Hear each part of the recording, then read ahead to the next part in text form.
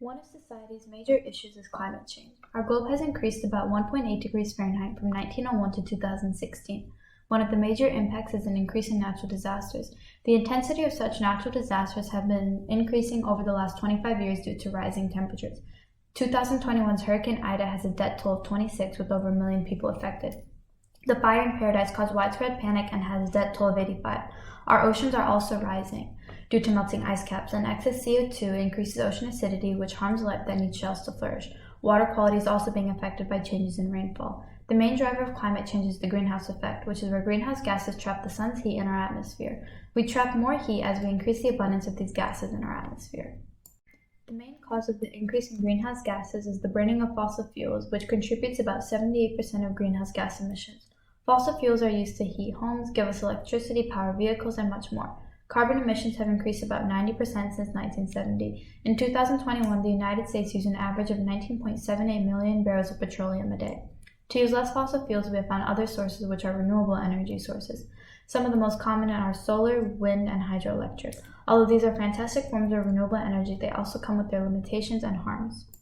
Solar energy relies on direct sunlight, so without the sun, there is no energy. In 2021, Energy Sage ranked several solar energy providers based on efficiency, with the highest coming in at only 22.8%. Dust particles also reduce the effectiveness of solar panels. With our growing population, more space is used for apartments and less for urban areas. Even if you put solar panels on apartment roofs, after it's divided amongst the occupants, the benefits are little to nothing. With wind energy, if you have no wind, you have no energy. Natural causes such as storms can damage the blades of the turbines, which is a safety hazard for people nearby. The turbines can also only be set up at specific locations, and they cause damage to wildlife around them. Roughly over 45,000 birds have been killed by the blades in the last 20 years.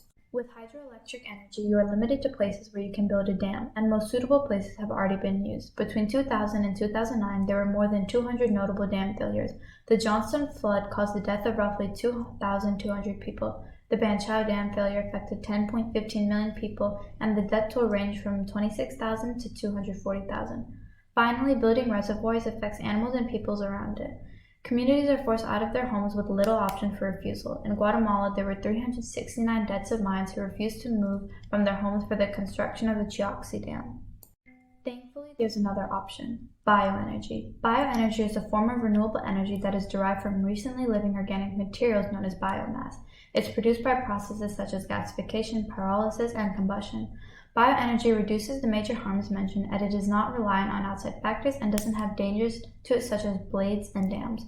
The beauty of this bioenergy is that we have more land to work with, since the number of vegans and vegetarians today are more than 5 times the amount they were in the past. This leads to less land being used to farm animals, opening it up for more plant production. Biofuels can be used for cars and planes and are functionally equal to petroleum. Biodiesel provides us with 93% more usable energy than fossil fuels needed for production, and it reduces greenhouse gases by 41% compared to diesel. Biodiesel is also non-toxic and biodegradable, which reduces the possibility of soil contamination and underground water contamination during processes like storage, transportation, or usage. Although the production of biofuels creates carbon dioxide as a byproduct, it frequently uses it to grow the plants, which allows it to be close to a self-sustaining system. If we switch to biofuels, we will reduce the amount of carbon dioxide planes put in the atmosphere by 30% in 2050. Using biodiesel lowers particulate matter by 47% and reduces smog by up to 67%. It also reduces wastewater by 79% and hazardous waste by 96%.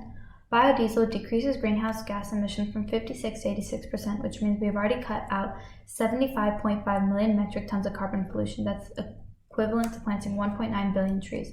Biofuels can be manufactured from a wide range of materials such as manure, crop waste, algae, plants grown for fuel, and much more, which makes it more cost-benefit. Although the price of gasoline and biodiesel are the same, the cost-benefit for biodiesel is much higher.